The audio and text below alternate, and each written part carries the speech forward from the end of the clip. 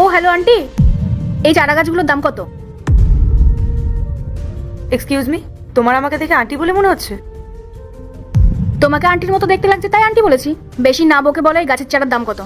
আচ্ছা, তোমাকে না আমার কেমন চেনা চেনা লাগছে। তুমি আমাকে কিভাবে চিনলে? তুমি জিয়া না? তুমি আমার নাম জানলে কিভাবে? জিয়া, আমি তোর কলেজ ফ্রেন্ড পায়েল। মনে পড়ছে না তোর? পায়েল? না, আমার তো মনে পড়ছে না। আরে তোর মনে নেই আমরা একসাথে ক্লাসে বসতাম, একসাথে টিফিন খেতাম, মনে পড়ছে না তোর? পায়েল ভট্টাচার্য? তুই পায়েল? হ্যাঁ রে, আমি পায়েল। জিয়া, তুমি ওকে চেনো নাকি? না না, এটা হতে পারে না। মনোজ, এটা তো আমার ব্যাড লাগছে, আমি ওকে চিনি। আমি তোমাকে বলেছিলাম না ওই পায়েলের কথা, যে কলেজে বড় বড় কথা বলতো। ও এমনও বলতো যে ও অনেক পড়াশোনা করতে চায়, দেশের জন্য অনেক কিছু করতে চায়, কিন্তু দেখো এখন ওকে পুরো আন্টির মতো লাগছে। যাক, ভালোই হলো, একজন চেনা চেনা মানুষ পেয়ে গেলাম, কিছু কম সম করেও নেওয়া যাবে। বল, এই চারা গাছটার দাম কত? জিয়া, তুই আমাকে ভুল ভাবছিস, আমি এখানে চারা গাছ বিক্রি করছি না। ও আন্টি, আমার গার্লফ্রেন্ড তোমাকে ভুল ভাবছে না, ও ঠিকই ভাবছে তোমাকে। ওর তোমাকে নিয়ে অনেক ভুল ভাবনা ছিল।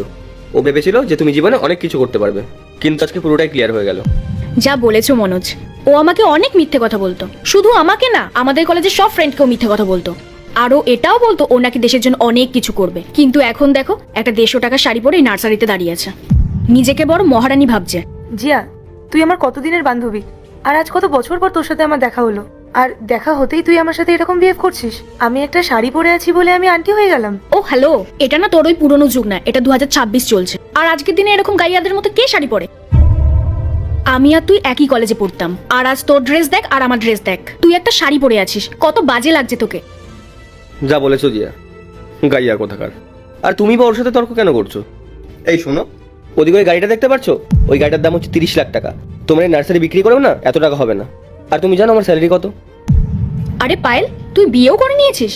মনোজ, আমি তোমাকে বলেছিলাম না ও কিছু পারুক আর না পারুক সময় মতো বিয়েটা ঠিক করে নেবে। যাক, ভালোই হলো তুই বিয়ে করে নিয়েছিস। তা তোর ওই গরিব হাজবেন্ড কোথায়? নিশ্চয়ই মাঠে কোথাও জন খাচ্ছে। স্টপ ইট, অনেক হয়েছে। আমি অনেকক্ষণ ধরে এসব সহ্য করছি। তুই আমাকে অপমান করছিস, আমি কিচ্ছু বলিনি, কিন্তু আমার হাজবেন্ডের ব্যাপারে আমি একটা কথাও তোর মুখে শুনতে চাই না। বাপ রে, আমি তো ভয় পেয়ে গেলাম তোর কথা শুনে। তা কে তোর ওই হাজবেন্ড যার জন্য তোর এত খারাপ লাগছে? ডাক তাকে, আমিও দেখি কে সে যে তোকে এরকম একা একা ছেড়ে রেখেছে। আর আমার বয়ফ্রেন্ডকে দেখেছিস, সবসময় আমার সাথেই থাকে। আর তুই জানিস আমার বয়ফ্রেন্ড কত বড় লোক, কত বড় একটা কোম্পানিতে ম্যানেজারের জব করে, কত সম্মান ওর।